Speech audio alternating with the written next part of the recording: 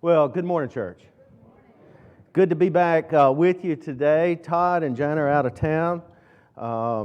Need to remember to be prayerful for them. As you know, as was mentioned this morning, Jana's father, they're moving him and all, and there's some tests coming up as well tomorrow that they have some concerns with and all. So please be prayerful for them as they're in Oklahoma taking care of her parents right now. And I know it's a heavy burden with Jana, so pray especially for her this week as well. So I am preaching this week. Adam mentioned last week that I was going to have David play the clip from what Adam mentioned last week. I decided I wouldn't do that because I guess you're basically stuck with me this week and next week. But I figured Adam should preach for us next week is what I thought. And, let's give him something like a topic of the hermeneutics of the ancient Near East or something. We'll be looking forward to that and make it interesting, okay? Thank you, Adam.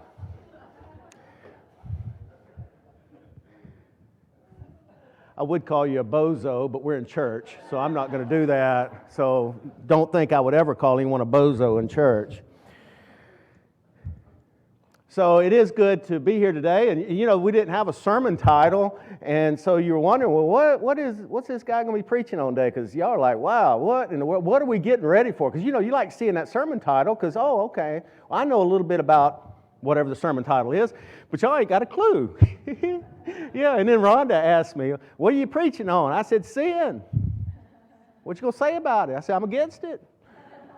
Simple. Every time, that's our conversation, because I typically don't tell her what I'm preaching on either.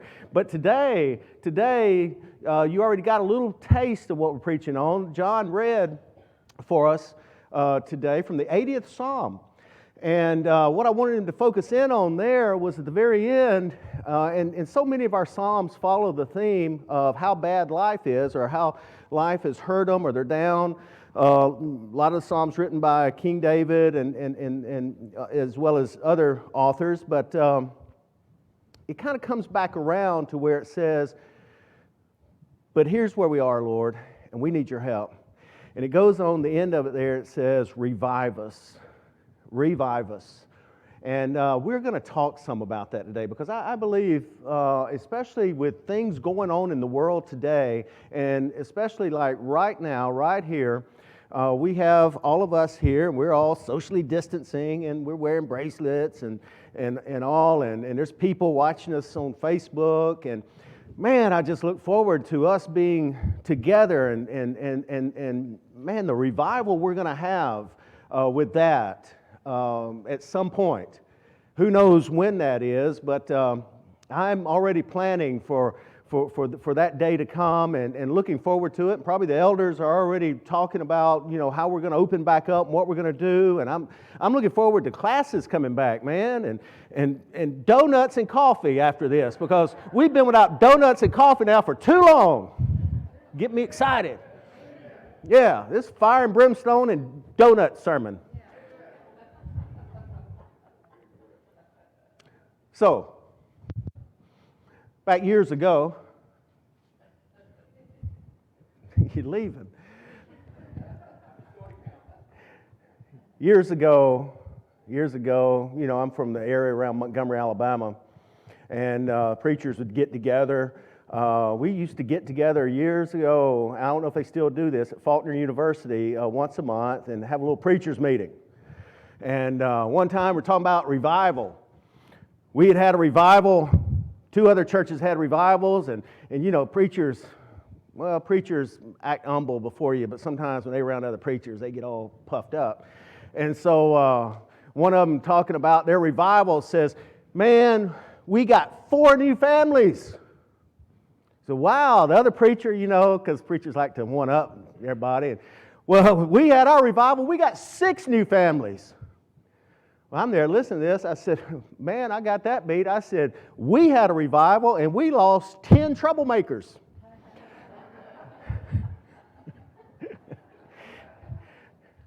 Okay, now that you're good and awake, you notice the term I'm using here is revival. To me, that's a little unusual because, and some of you I sent text to this week, a few of you, and ask, because if you know much about our heritage, if you were raised within the churches of Christ, we typically don't use the word revival. We use the word gospel meeting, right? Yes, do your heads this way. Agree with me, those of you who would know. We do. And I've always wondered about that. I thought it sounded interesting that we didn't use revival, but we use gospel meeting.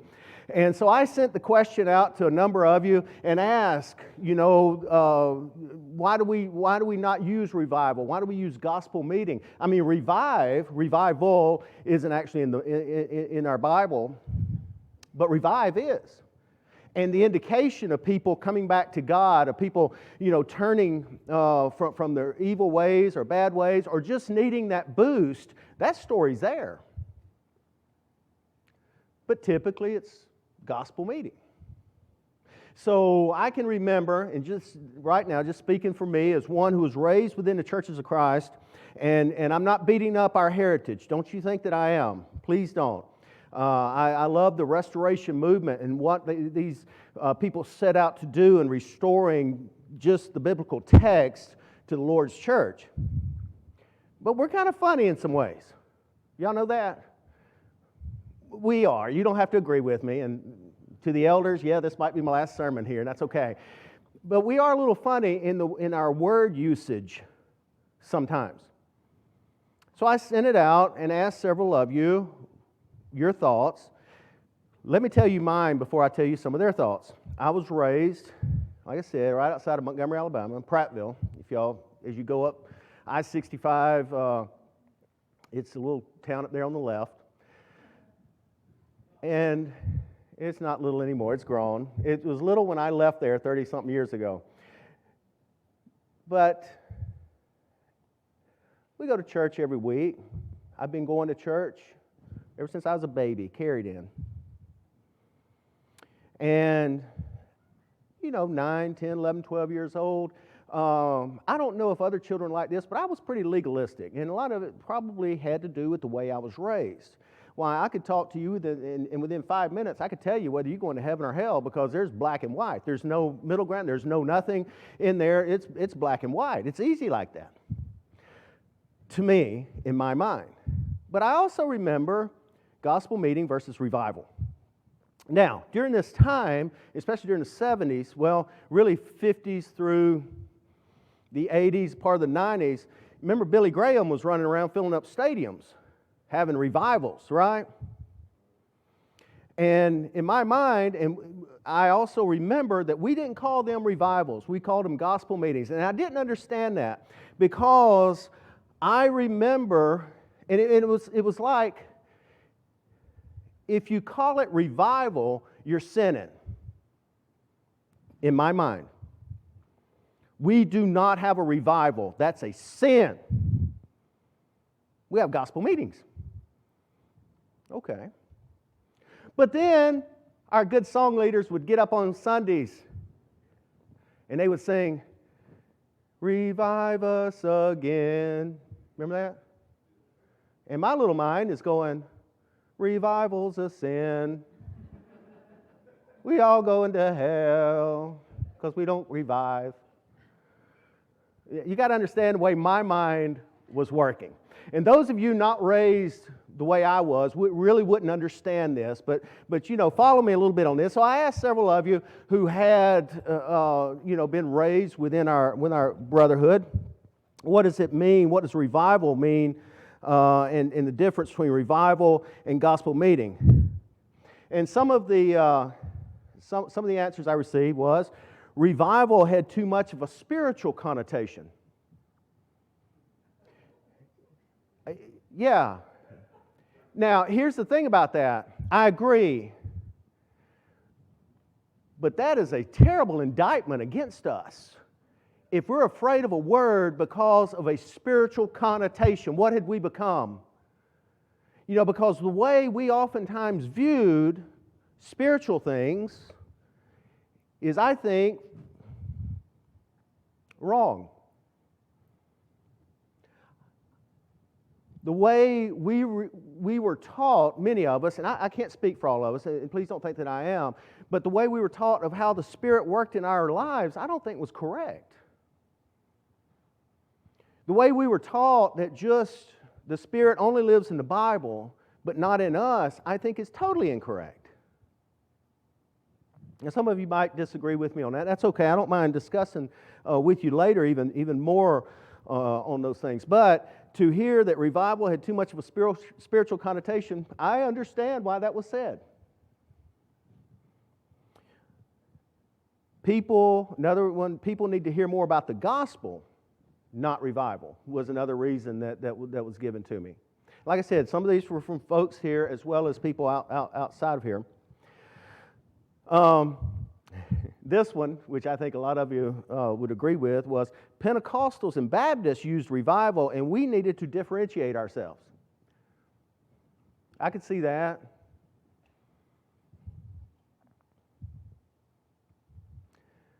It's interesting, the term revival. Revive, something has to be alive in order for it to be revived.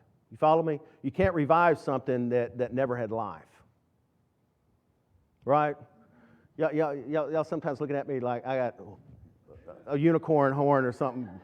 But something has to be alive in order for it to be revived. Church, today I want us to look at this a little bit closer and talk about revival today. And I'm not against gospel meetings. Don't think that I am. I just don't much care for the way that we've taken revival out of our dictionary and replaced it, when sometimes, you know what I believe? We need revival. We need actual revival. We need to pray to God, Lord, revive us. We sing it in a song, Lord, revive us again. Revive us, Lord. And I think we need it now more than ever. With everything going on in our world today, it's a great time and a wonderful opportunity to be revived. In 1857, there was a 46-year-old man named Jeremiah Lamphere. Some of you might have heard of him. He lived in New York City. He loved the Lord tremendously. We didn't feel that he could do much for the Lord, but he just had this burden for the lost, and his church said, hey, why don't you be an inner city missionary? So in July of 1857, he started walking up and down the streets of New York, passing out Bible tracts and talking to people about Jesus. But unfortunately, he wasn't having any success. Then he decided to try prayer. He printed up a whole lot of other bunch of tracts, and he passed them out to anyone, everyone. He invited anyone to come to church there in New York City from 12 to 1 on Wednesday to pray. He passed out hundreds and hundreds of flyers. He put up posters everywhere he could. The Wednesday that he had this big prayer meeting, this Wednesday came, and at noon, no one showed up. Jeremiah got on his knees and he started praying. For 2 weeks he prayed and no one came. Third week he began to pray. For 30 minutes he prayed by himself when finally 5 people came in. The next week 20 people came. The next week between 30 and 40 people came. They then decided to meet every day from 12 to 1 to pray for the city. Before long, a few ministers came to him and said, you know what, we need to do the same thing. We need to start this at our churches. And within 6 months, there were over 5,000 prayer groups meeting every day in New York. Soon, the word spread all over the country. Prayer meetings were started in Philadelphia, Detroit, and Washington, D.C. In fact, even President Franklin Pierce started going almost every day to a noonday prayer meeting. By 1859, some 15,000 cities in America were having downtown prayer meetings every day at noon. And thousands upon thousands of people were brought to Christ. You know, the interesting thing here is that this revival, there was not a famous preacher associated with it. It was all started by one man who started to pray. So then, he saw the need there for revival. He knew what he needed there in his city. He started to pray. So church, today I ask you, what is then exactly, what is revival? And I have a few thoughts for you here. One is revival is the visitation of God that brings to life Christians who have been sleeping. Christians who have been sleeping. You know, this Christian lifestyle that we have, we can get accustomed to this to where, I'm sorry, but it might not mean a whole lot to us. We get up, y'all got up and came to church this morning, right? Why'd you do that? Because you've always done it, maybe? Maybe you're looking forward to seeing everybody, hopefully? I mean, can we get into such a routine that it doesn't really mean a lot to us? Can we get into such a routine where we have these 5 acts of worship? We got to make sure we check each block to where we just come and we go, but we're not revived? Do you not understand that we're worshiping the most awesome God ever? An awesome God who loved us so much that He sent His Son to die for us? As Vaughn said this morning, to be our friend, to bring us into that relationship. He came seeking us to be in this special relationship with Him that we can have if we want it. That's exciting.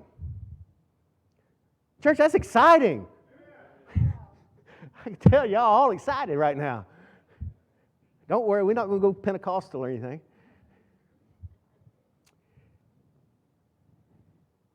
We get into that routine. Let me tell you a story. I might have told you this before, but that's okay. You probably forgot it. I'll tell it again. 1984. Now, as I said, a little baby, I've always gone to church. Sunday morning, Sunday night, Wednesday night, anytime else. Preacher is preaching a gospel meeting somewhere or a revival. We're following him. You might have a 1-week revival. Now, you got to remember, used to years ago, revivals or gospel meetings might go a couple of weeks. And then it went down to a week. Now maybe 3 days, and you don't see them a whole lot anymore. Nevertheless, 1984, when I joined the Air Force, which, by the way, I'm retiring here in a few weeks. Y'all are invited to the ceremony. But, and then I got to find a job. But I went to basic training 1984, April 23rd, 1984. Certain days you don't forget. That's one of them. It was rough. I was getting yelled at. 1984.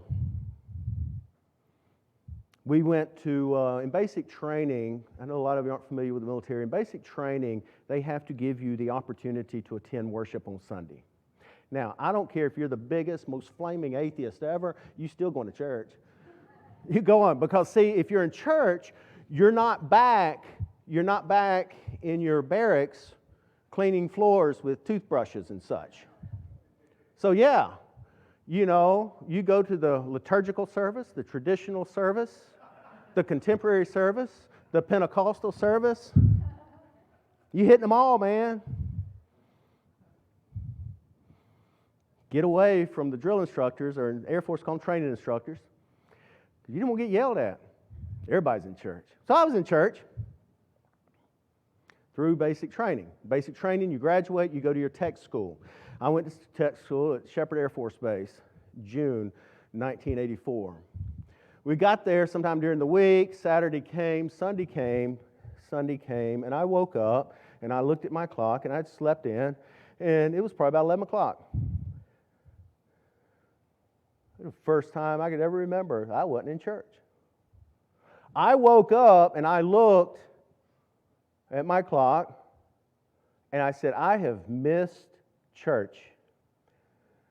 And my first thought was, I am going straight to hell and fry like a Jimmy Dean sausage because I have missed church. I have missed church. I remember that day. I remember the clock. I remember the clock I had. I remember a lot about that day. Because on that day, something else happened. I was a Christian. I loved the Lord. But my parents' faith became my faith on that day. On that day.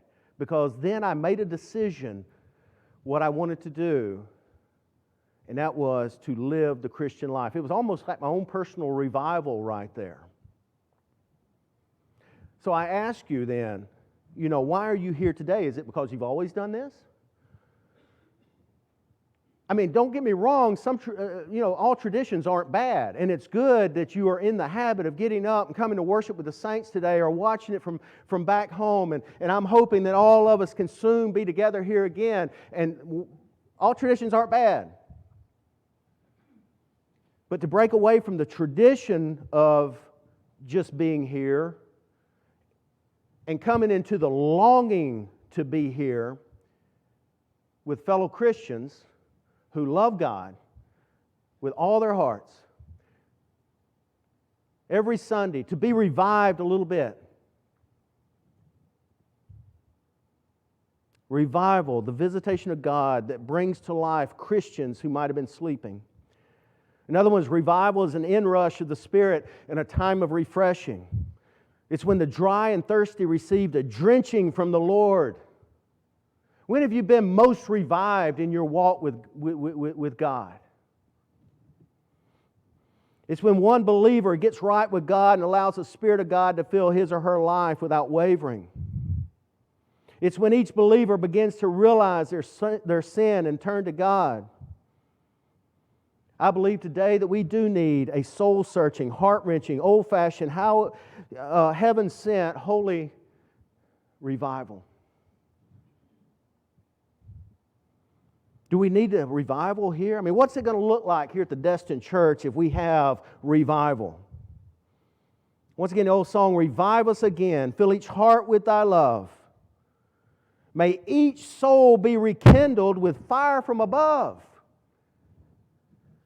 With fire from above. You ever notice how sometimes our songs and our theology a little bit different? Because we don't talk about fire from above a whole lot in our sermons or our lessons or anything else, do we? No, we don't. That sounds a little Pentecostal there, doesn't it? May each soul be rekindled with fire from above. Do we really mean that? Do we really mean it? We need to be revived. People might say, I'm too busy, I can't be revived. You know, you can never be too busy to not be revived for Christ. Revival helps us to focus in on God and to challenge us and to serve Him. I sometimes believe there are people who are good at not doing the wrong things, so they think they're good people. But true revival is people not just staying away from the wrong things, but being bold enough and close enough to God with the courage to do the right things. It's time that we pray for the fires of revival to come down upon all of us. Let's look today at the story in the Bible. Y'all wonder if I was ever going to get to any Bible, any Scripture, right? You were.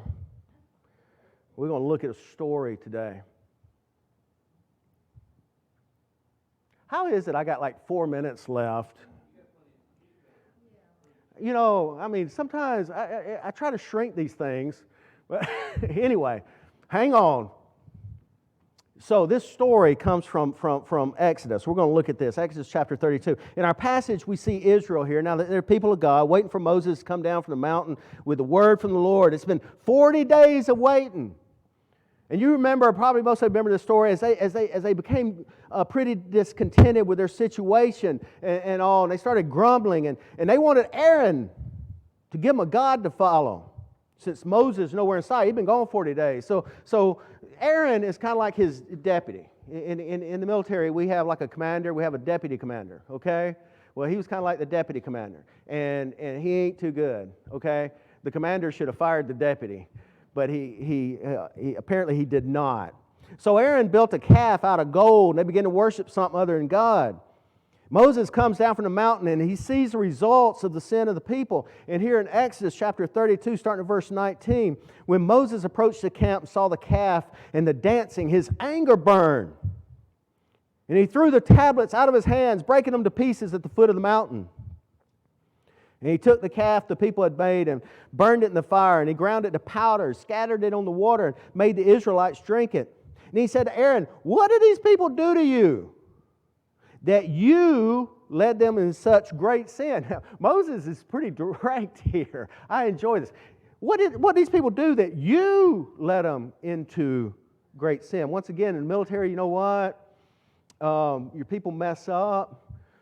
Oftentimes, it comes back to the commander. Coming back to the deputy here. And Aaron answered him, "Don't be angry, my Lord. You know how prone these people are to evil." And so, once again, here we are with Aaron now making excuses. It ain't me, it's these people. I'm saying, Moses, fire this guy. Aaron ain't right. Making excuses.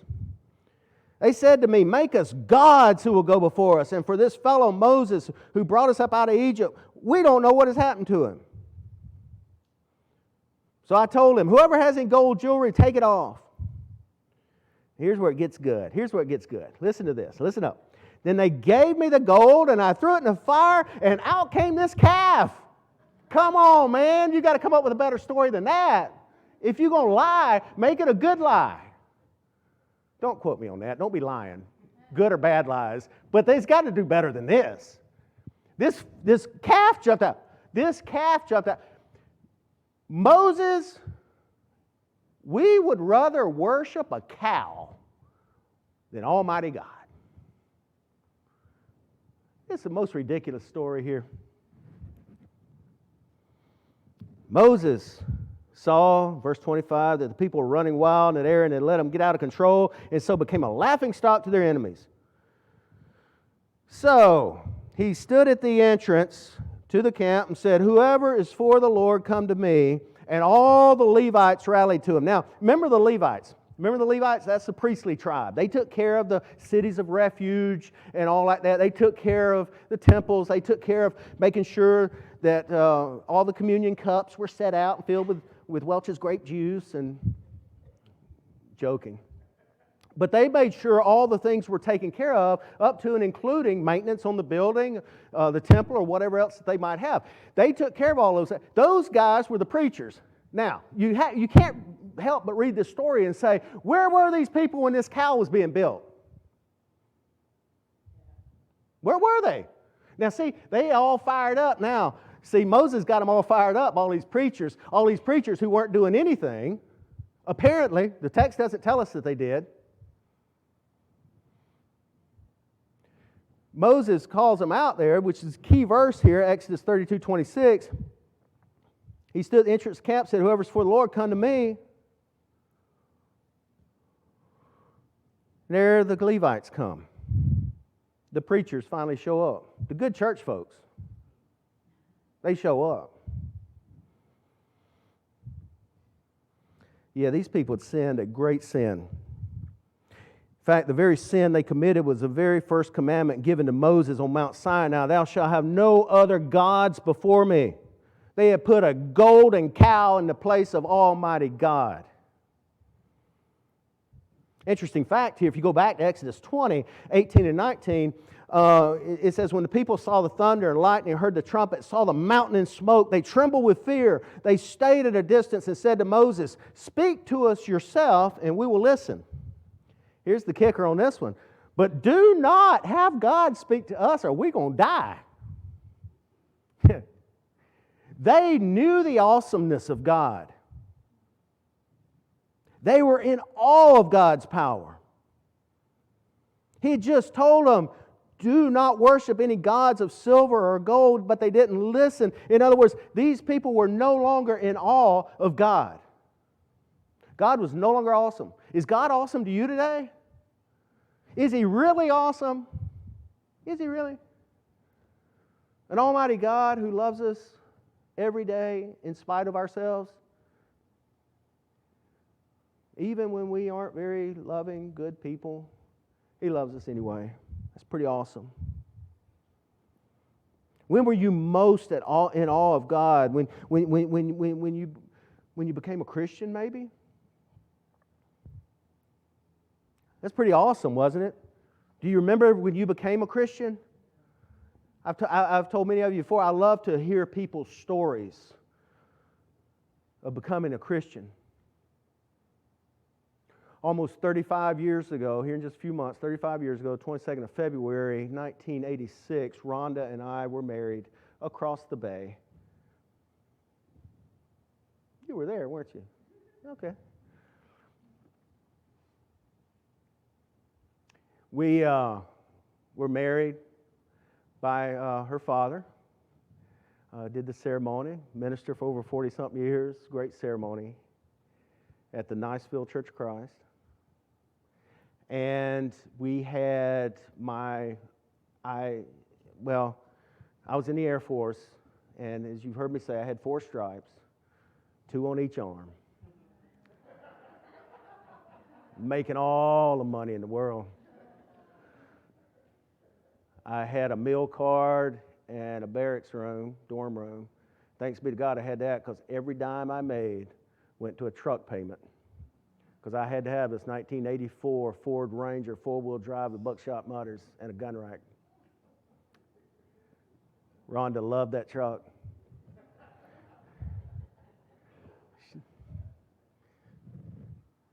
So we got married, and we left for our honeymoon. Once again, didn't make a whole lot of money. All we could afford was to come to this side of the bay for a hotel in the off season of February, which was good.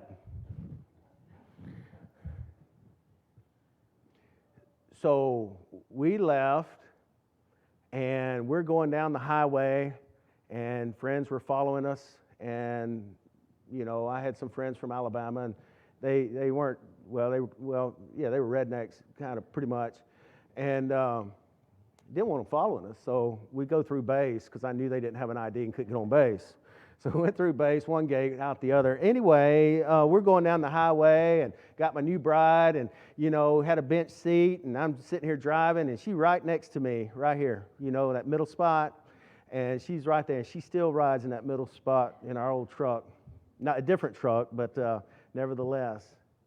We're going down the highway, and I said, you know, I'd always heard that when a woman gets married, it's the happiest day of her life. And I said, sweetie, is this the happiest day of your life? You know, I'm all smug. She said, well, no. I had hair back then even. And I'm driving, I'm like, uh-oh, I done messed up.